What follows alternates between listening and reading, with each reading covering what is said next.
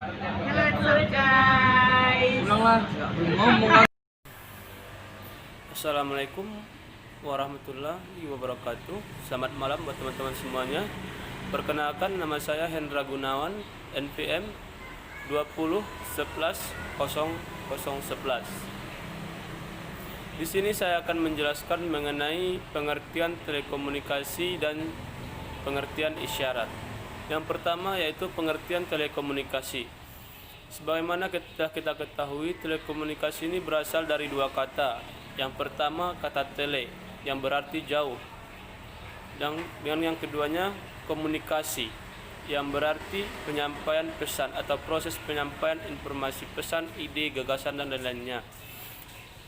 Jadi dapat kita simpulkan bahwa telekomunikasi ini pengertiannya ialah bahwa suatu proses penyampaian informasi bisa dalam bentuk ide, pesan, maupun gagasan dari satu pihak ke pihak yang lainnya yang dilakukan dalam jarak jauh.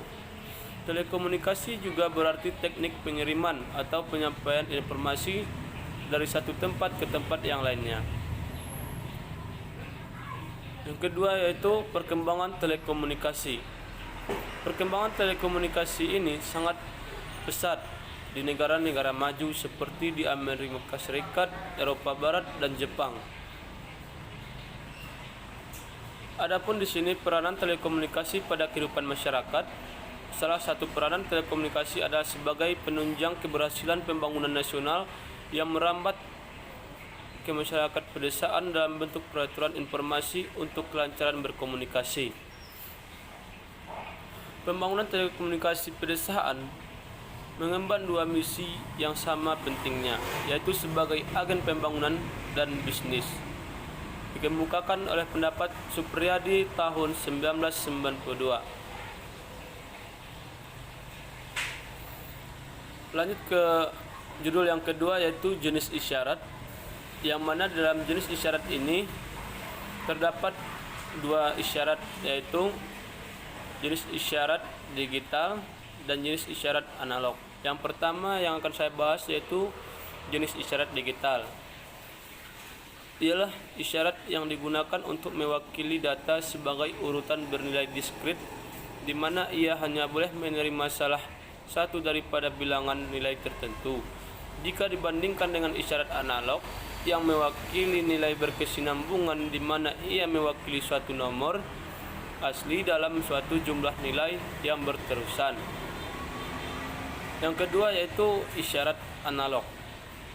Istilah yang digunakan dalam ilmu teknik, terutama dalam teknik elektro, teknik informasi, dan teknik kendali, yaitu suatu besaran yang berubah dalam waktu atau dalam ruang, dan yang mempunyai semua nilai untuk di setiap nilai waktu dan di setiap nilai ruang.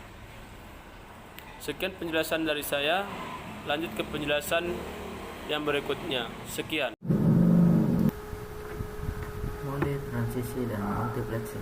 Multiplexing adalah teknik menggabungkan beberapa sinyal untuk dikirimkan secara bersamaan pada suatu kanal transisi, di mana perangkat yang melakukan multiplexing disebut multiplexer, atau disebut juga dengan istilah transceiver atau MUX. Dan untuk di sisi penerima, gabungan sinyal-sinyal itu akan kembali dipisahkan sesuai dengan tujuan masing-masing. Proses ini disebut juga dengan demultiplexing. Receiver atau perangkat yang melakukan demultiplexing disebut dengan demultiplexer, atau disebut juga dengan istilah demuk.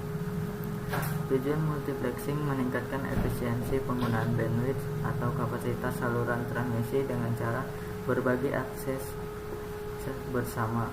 Multiplexing merupakan sebuah proses di mana protokol dan pada sebuah layar dapat melakukan proses encapsulation terhadap paket data dari beberapa buah protokol di layar atas secara bersamaan dalam suatu waktu. Demultiplexing merupakan sebuah proses di mana protokol melakukan proses pembukaan bungkusan atau decapsulation, mengantarkan paket ke beberapa buah protokol di layar atas.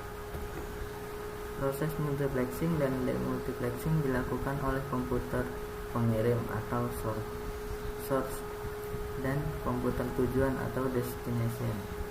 Jenis-jenis multiplexing adalah 1. PDM atau frequency division multiplexing. Yang kedua, TDM, time division multiplexing, dan ketiga, WDM, Weighted division multiplexing, dan keempat, CDM, code division multiplexing.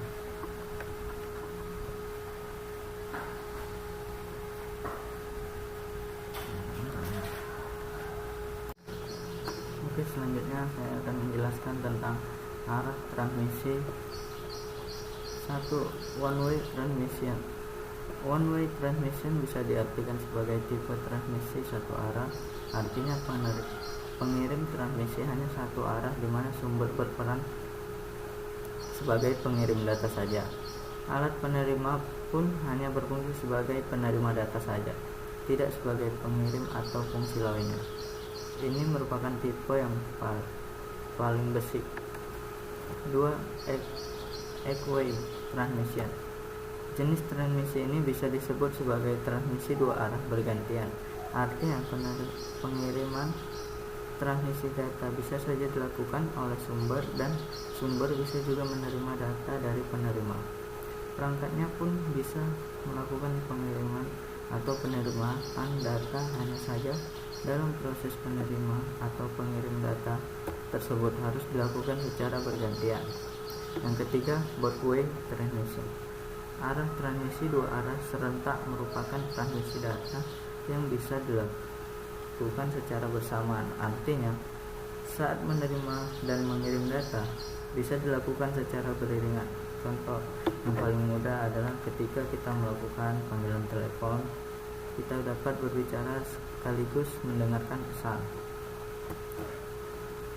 Selanjutnya, 4. Transmisi paralel. Transmisi paralel memiliki arti bahwa arah transmisi bisa berlangsung dengan banyak data sekaligus dan tidak harus terjadi secara hierarki. Semuanya bisa terjadi secara simultan dan bersamaan. Transmisi paralel merupakan sesuatu yang kompleks di mana terputusnya arah transmisi yang satu tidak akan memutuskan arah transmisinya lainnya. 5. Transmisi serial. Berbeda dengan transmisi paralel, transmisi serial lebih mengutamakan hierarki dari perpindahan data tersebut. Ini juga mengandung arti bahwa ketika suatu arah transmisi terputus atau terhambat, maka arus informasi secara keseluruhan akan terganggu. Yang keenam, transmission sinkron. Transmisi sinkron merupakan proses pengiriman data dengan arah transmisi yang akan berlangsung dalam waktu bersamaan. Pada saat itu juga, proses ini menunjukkan proses komunikasi data secara langsung, yaitu konsep here and now, tanpa tertunda-tunda. 7. Transmisi asinkron. Berkebalikan dengan transmisi sinkron. Transmisi asinkron lebih banyak menjelaskan mengenai bagaimana komunikasi data bisa diakses kembali di lain waktu. Arah transmisi ini bisa meliputi arah transmisi dua arah serentak dan juga paralel ataupun serial. Pada dasarnya, data tersebut diakses yang akan menunjukkan karakteristik ini. 8. Point-to-point transmission. Point-to-point transmission merupakan arah transmisi data yang berlangsung dengan target yang sudah ditentukan secara baku. Ini berarti bahwa dalam komunikasi data nantinya tidak akan terjadi kesalahan pengiriman informasi pada pihak lain atau perangkat lain.